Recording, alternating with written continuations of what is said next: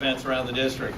I was really shy. I was at a Kiwanis today at lunch, and they said, "You know that only 37% of the House are doing town hall meetings?" And I said, "No, I had no idea." So, anyway, at least about a third of my colleagues are doing the same thing. I think it's really important to get out. I'm going to talk for probably about 12 minutes, talk about sort of recent things in Washington and what's coming up in the fall. My first town meeting, I said what we have to look forward to, and people went. And I said, okay, you're right. What's coming up, not necessarily what we have to look forward to. I learned, I'm educable.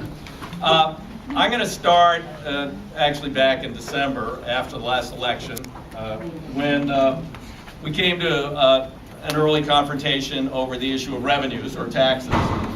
And President Obama had said numerous times that he would not support an extension of the tax cuts, the Bush tax cuts for the wealthy.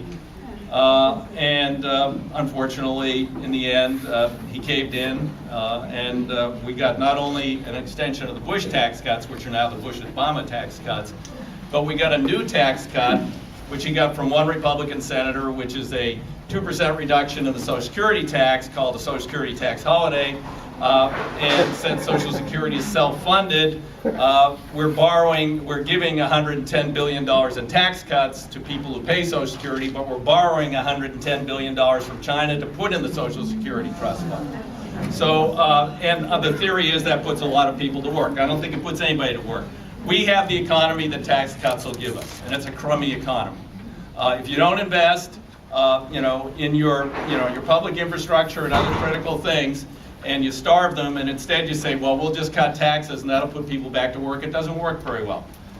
We have had now 8 years of the Bush tax cuts, 3 years of Bush-Obama tax cuts, and now the new Obama tax cut.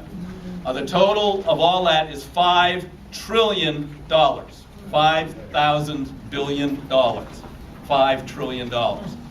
If just that one vote had failed last December, and we hadn't extended all the Bush tax cuts, which would have had a very modest impact on middle-income people and more on the upper brackets, the deficit would be $400 billion smaller this year, and we wouldn't be having this hue and cry and crisis in Washington over record deficits.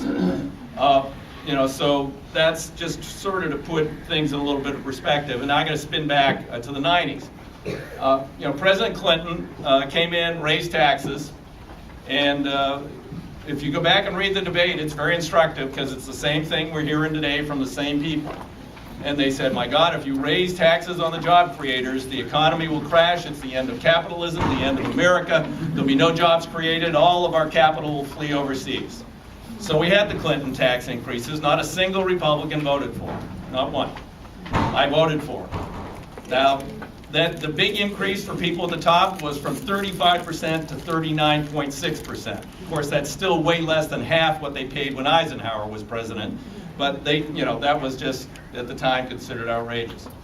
Then the Republicans took over Congress, and they began to adopt a series of budget cuts. Clinton Gore had reinventing government. They went along with a fair amount of it. So we actually had spending cuts through the later 90s, but they did not repeal the Clinton tax increases. So what happened? In the year 2000, we had 3.8% unemployment, we balanced the budget, and we had a $239 billion surplus and paid down debt for the first time in 50 years.